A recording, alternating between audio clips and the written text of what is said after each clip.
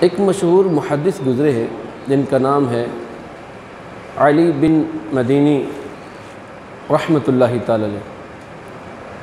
یہ امام بخاری رحمۃ اللہ تعالی علیہ کے اساتذہ میں سے ہے۔ وہ واقعہ نقل کرتے ہیں، کہتے ہیں کہ میرے والد گرامی انتقال کر گئے اور خوش قسمتی سے میں حافظ قرآن تھا۔ میری روٹین تھی کہ میں ہر روز فجر کی نماز کے فوراً بعد قبرستان جاتا، اپنے والد گرامی کی قبر پر قرآن خوانی کرتا۔ کہتے ہیں کہ رمضان شریف کا مہینہ تھا، 27ویں رات تھی۔ حسب معمول میں نے سحری کی، نماز ادا کی اور اپنے والد گرامی کی قبر پر چلا گیا، تلاوت قرآن شروع کر دی کہ اچانک کہیں سے ہائے ہائے کی آواز آئی، کراہنے کی آواز آئی، رونے کی آواز آئی۔ تو کہتے ہیں کہ میں ڈر گیا، ادھر ادھر دیکھا، چونکہ ابھی اندھیرا تھا، مجھے کچھ پتہ نہ چلا۔ وہ آواز بڑھ رہی ہے اور میں نے تلاوت قرآن مطلب موقوف کر دی ہے اور اس آواز کا تعاقب کر رہا ہوں کہ یہ آواز کہاں سے آ رہی۔ جب مجھے کوئی بندہ بشر نظر نہیں آیا تو پھر میں نے قبر کی طرف توجہ کی تو ساتھ والی قبر جو تھی نا، اس کے اندر سے یہ ہائے ہائے کی پکار ہو رہی ہے۔ تو میں بڑا پریشان ہو گیا۔ خیر دن روشن ہوا، لوگوں کا آنا جانا ہوا تو کسی سے میں نے پوچھا کہ یہ کس کی قبر ہے؟ بتانے والے نے بتایا کہ یہ فلاں کی قبر ہے۔ علی بن مدینی رحمۃ اللہ علیہ فرماتے ہیں کہ جب انہوں نے نام لیا نا کہ فلاں کی قبر ہے تو میں اس کو جانتا تھا، کیونکہ وہ میرا محلے دار تھا اور مسجد کا پہلی صف کا نمازی تھا۔ 5 نمازیں مسجد میں پڑھتا، پہلی صف میں، کبھی تکبیر اولیٰ فوت نہیں ہوئی،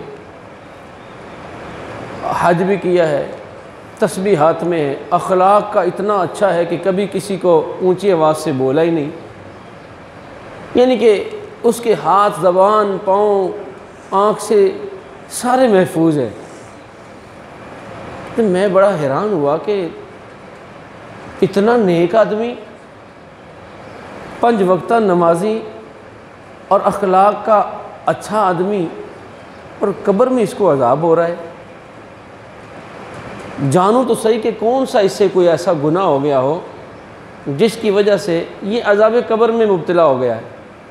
کہتے ہیں کہ میں نے ان کے ہم اثر ڈھونڈے جو ان کے لنگوٹیے تھے، ان سے پوچھا کہ حاجی صاحب کا کیا معاملہ تھا، کیسے بندے تھے وہ؟ کہتے بڑے نیک آدمی تھے، بڑے پرہیزگار تھے۔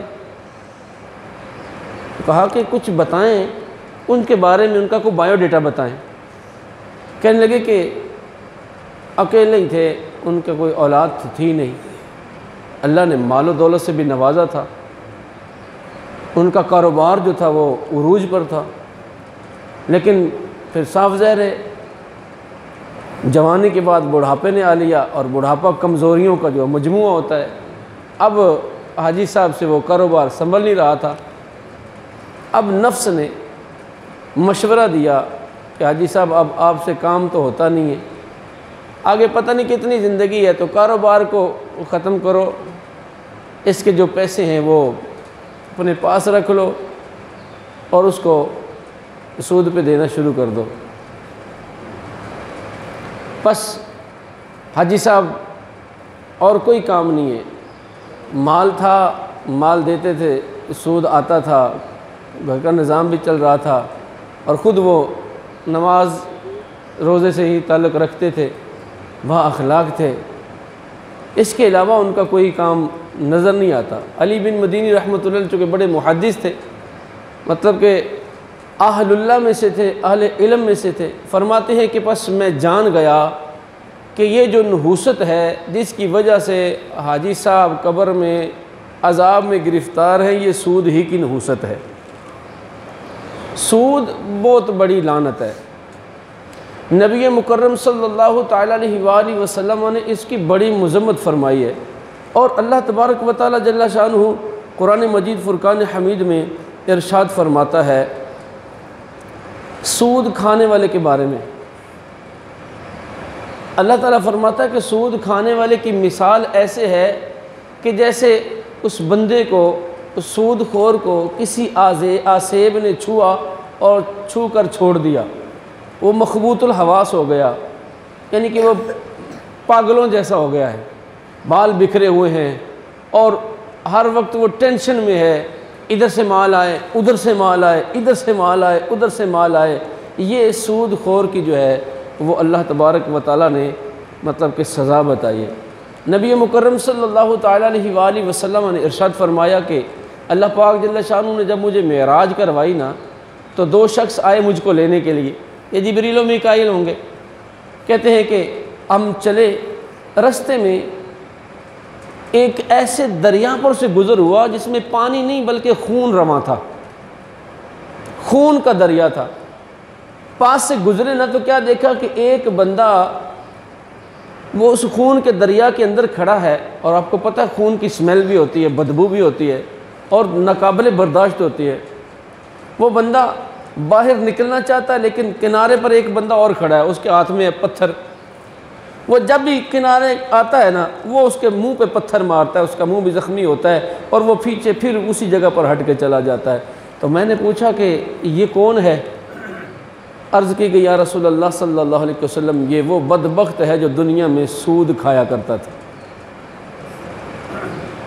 نبی مکرم صلی اللہ تعالیٰ علیہ وآلہ وسلم کی ایک اور حدیث پاک ہے، نبی مکرم صلی اللہ تعالیٰ علیہ وآلہ وسلم نے ارشاد فرمایا، حضرت سیدنا ابو ہریرہ رضی اللہ تعالیٰ عنہ روایت کرتے ہیں کہ آقا کریم نے فرمایا کہ جب میں معراج پر گیا نا تو میں نے کچھ ایسے بندے دیکھے کہ ان کے جو پیٹ تھے نا یہ بڑے بڑے کمروں کی مثل تھے۔ یہ 18-20 کا کمرہ میں آپ کو مثال دے رہا ہوں، بڑے بڑے کمروں کی مثل ان کے پیٹ ہیں، اور ان کے پیٹ میں سانپ دوڑ رہے ہیں جو کبھی ان کو ڈس بھی لیتے ہیں۔ تو میں نے پوچھا جبریل امین یہ کون ہیں؟ عرض کی یا رسول اللہ صلی اللہ علیہ وسلم یہ وہ بدبخت ہیں جو سود کھایا کرتے تھے۔ سود خور کو اللہ تبارک و تعالیٰ نے لعنتی قرار دیا ہے، سود خور کو اللہ تبارک و تعالیٰ نے اپنا دشمن قرار دیا ہے، یعنی کہ جو سود خور ہے گویا کہ وہ اللہ پاک جل شانہ سے اعلان جنگ کر رہا ہے۔ نبی مکرم صلی اللہ تعالیٰ علیہ وآلہ وسلم نے ارشاد فرمایا جب کسی بستی میں زنا اور سود پھیل جاتا ہے تو اللہ تبارک و تعالیٰ جل شانہ اس بستی کو ہلاک کرنے کی اجازت دے دیتا ہے، فرشتوں کی ڈیوٹی لگا دیتا ہے کہ اب یہ بندے جو ہیں یہ میری نافرمانی کے انتہا درجے کو پہنچ گئے ہیں، لہذا اس بستی کو ہلاک و برباد کر دو، تباہ و برباد کر دو۔ سود کا مطلب یعنی پیسے پر پیسہ لینا، اور یقین مانیں یہ شیطان کے ایسے ہتھ کنڈے ہیں کہ ایک سے بڑھ کر ایک طریقہ ہے لوگوں کو سود کھلانے کا، لوگوں سے سود بٹورنے کا۔ عید آ رہی ہے،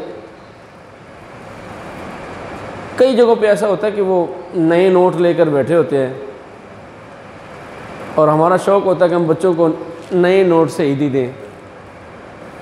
اب 1000 روپے کی مطلب کہ وہ ایک گڈی ہے، 1000 روپے پہ 50 روپے 100 روپے لے کر وہ مطلب کہ نئے نوٹ دے رہا ہے، یہ بھی سود ہے۔ ہم خوشی خوشی لے رہے ہیں، ہم خوشی خوشی لے رہے ہیں، اس کی وجہ علم دین سے دوری ہے، ہمیں پتہ ہی نہیں ہے سود کیا ہے، سود کب سود بنتا ہے۔ حاجی صاحب، نمازی صاحب، آپ نے واقعہ سن لیا ہے،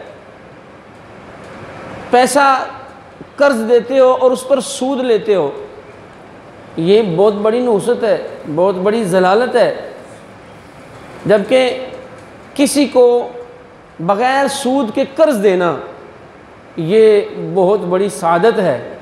نبی مکرم صلی اللہ تعالیٰ علیہ وآلہ وسلم نے ارشاد فرمایا میں جب معراج پہ گیا نا تو جنت کے دروازے پر لکھا ہوا دیکھا صدقہ کرنے والے کو 9 نیکیاں ملتی ہیں، اور کسی کو قرض دینے والے کو 18 نیکیاں ملتی ہیں۔ میں نے جبریل امین سے کہا کہ یہ کیا معاملہ ہے بھائی؟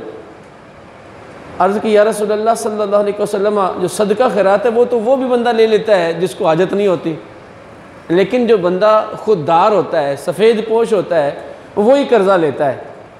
تو جب وہ قرضہ لیتا ہے اور کوئی بندہ مالدار بندہ اس کی حاجت پوری کرتا ہے اللہ کی رضا کے لیے، اللہ پاک صدقہ کرنے سے ڈبل ثواب عطا فرماتا ہے۔ بہت بڑی سعادت کی بات ہے۔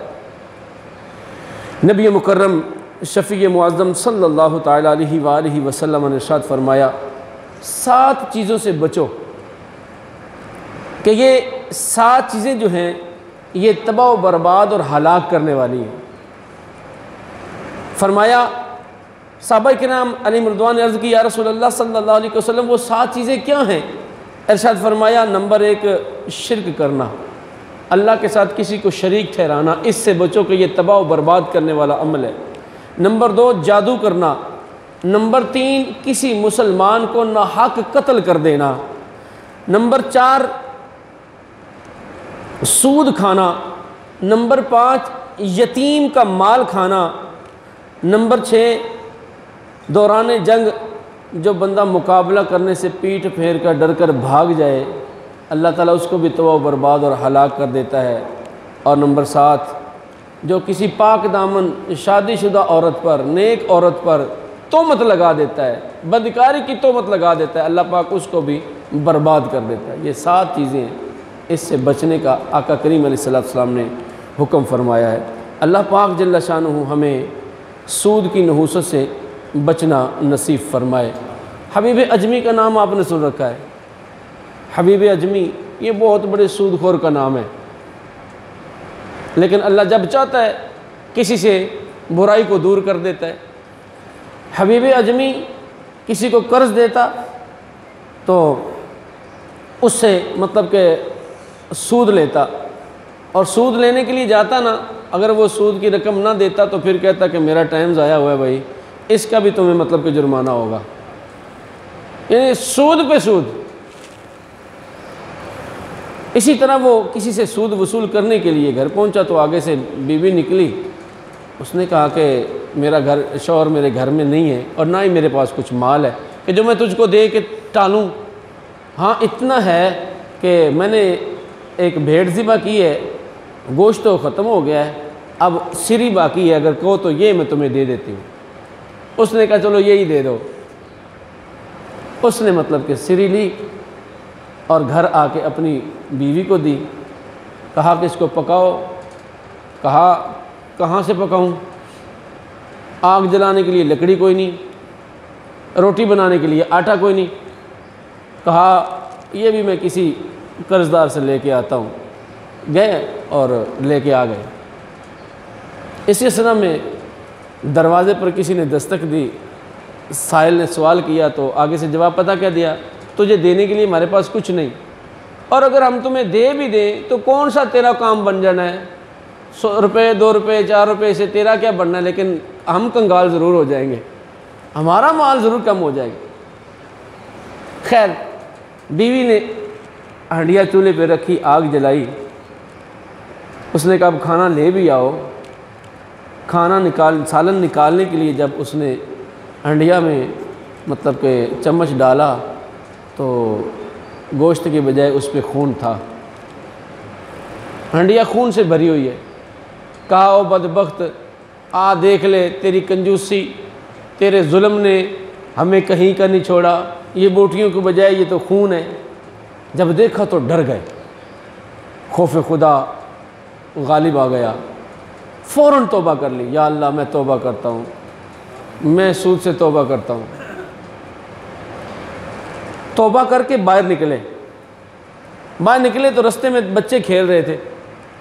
جب بچوں نے دور سے حبیب اجمی کو آتے دیکھا نا تو کہنے لگے اوے پیچھے ہٹ جو، سود خور آ رہا ہے، حبیب سود خور آ رہا ہے، پیچھے ہٹ جو، کہیں اس کے گندے قدموں کی خاک ہم پہ نہ پڑ جائے، ہم بھی منحوس نہ ہو جائیں، ہم بھی ایسے نہ ہو جائیں۔ بچے سائیڈ پہ ہو گئے، دل میں مزید چوٹ لگی کہ میری یہ اوقات ہے۔